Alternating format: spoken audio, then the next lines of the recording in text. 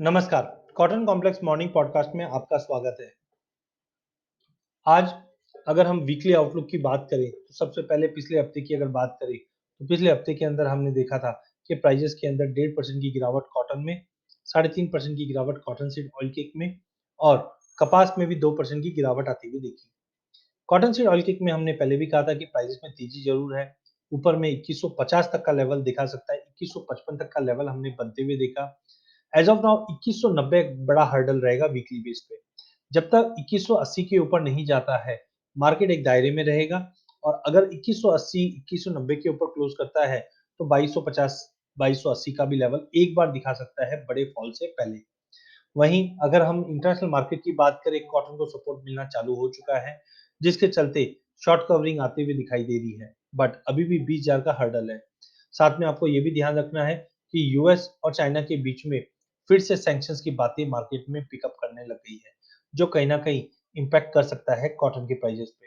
साथ में domestic market में कल फार्मर्स का जो आंदोलन चल रहा है, इसका भी इम्पैक्ट पूरे ही एग्री पैक्ट में आ सकता है।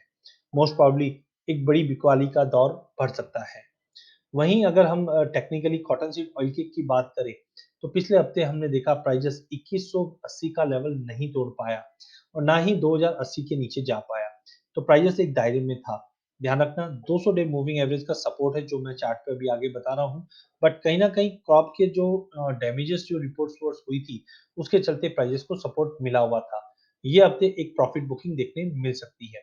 कॉटन के प्राइस की अगर बात करें, प्राइजेस इचिबिको क्लाउड के नीचे है और एक एंगुलर फॉर्म हो रहा है। तो 20,000 का लेवल जब तक नहीं तोड़ता या 61.8% का 20,070 का रेजिस्टेंट है, जब तक ये लेवल ब्रीच नहीं करता है, पॉसिबिलिटी है कि 19,800 से 19,700 तक का एक बेस बनते हुए देख पाएंगे। वहीं कॉटन सीड ऑयल केक की अगर बात करें, तो प्राइजेस ने बिल्कुल 2150-60 तक का एक जंप मारा था। इसके बाद मार्केट साइडवे हो गया था और एक गिरावट भरा दिन भी देखा हमने। As of now 50 day moving average जो 2080 पे है, यहाँ पे प्राइजेस को सपोर्ट मिल रहा है। एक बार प्राइजेस 2080 का लेवल ब्रीच होता है, तो हम 2040 2020 तक का इचिबिको क्लाउड के बेस तक को लेवल छू सकते हैं। बट हमें ध्यान रखना है, प्राइजेस कोई भी हालत में ये हफ्ते के अंदर 2070 के ऊपर की क्लोजिंग देनी जरूरी है।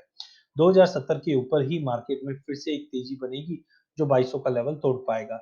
टाइम बिंग एनसीडीएक्स में भी हमने कुछ डिपॉजिट्स जो नए अपडेट्स आए हैं, ये काफ़ी इम्पोर्टेंट, क्योंकि माल काफ़ी ज़्यादा अभी आ रहा है, जो प्रेशर कर सकता है। बट हमें 2020 जो पिछली बार हमने देखा था कि यहाँ पे एक बेस बनता हुआ दिख रहा है, तो 2020 का लेवल ध्यान रखिए।